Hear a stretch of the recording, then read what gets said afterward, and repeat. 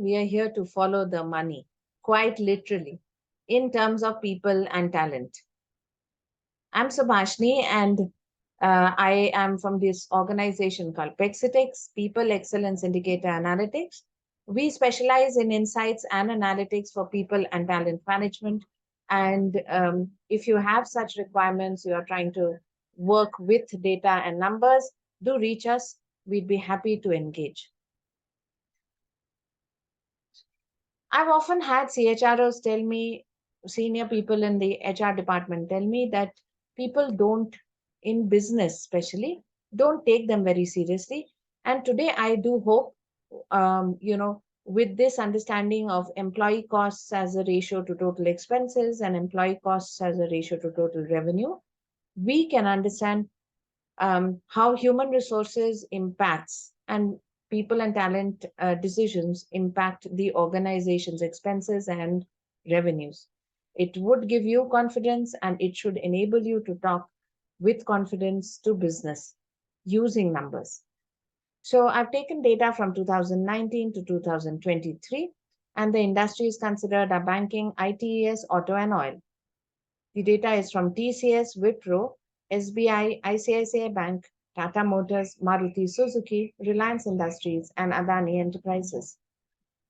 When you look at the employee costs as a ratio of the total expenses of the organizations, it is very interesting to see that these costs can vary anywhere from 67% to 1%. So, the range is 70% of the expenses coming from people to 1% of the expenses coming from people.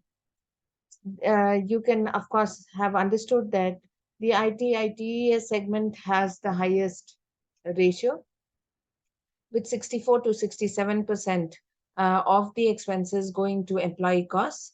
Uh, Banking is at 12 to 18%. Auto is somewhere in 4 to 6%, while Industries and Adani Enterprises are at around 1%. I mean, just look at that range. Okay. So this is a very important metrics. You should calculate it. It's easy to get. Everyone has to do the declaration of employee costs in their P&L. So just go ahead and look at this metrics for your organization and your competitors.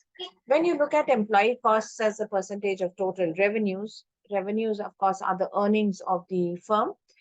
We find again that in a TCS, they actually spend about 49% of what they earn on employees. In a Wipro, 53%. SBI and ICICI, the banks, 9 to 16%. In Tata Motors and Maruti Suzuki, it's around 4 to 6%, while in Reliance Industries, Adani Enterprises, it's at 1%. So again, a huge variation, and it is important for you to look at these numbers for yourself as compared to your competitors and other allied industries. Going back to the employee cost versus total expenses, you would have noticed that for TCS and Wipro, this ratio had actually increased quite a lot in 21 because in that year, COVID had struck and businesses had gone down, right? So how did I calculate it? I'll just take you in a minute to my calculation. This is my calculation sheet. I have taken out from the P&L of each of these organizations the employee benefit expenses, the total expenses and total revenues, and just done a simple divide. Yes, that's how easy it is.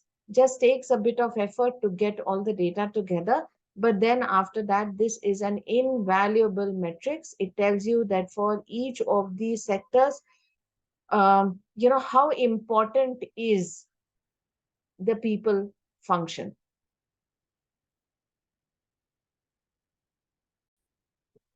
Have an idea of how the ratios look for different industries.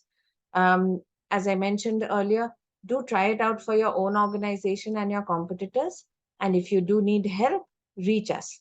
We are always happy for a discussion.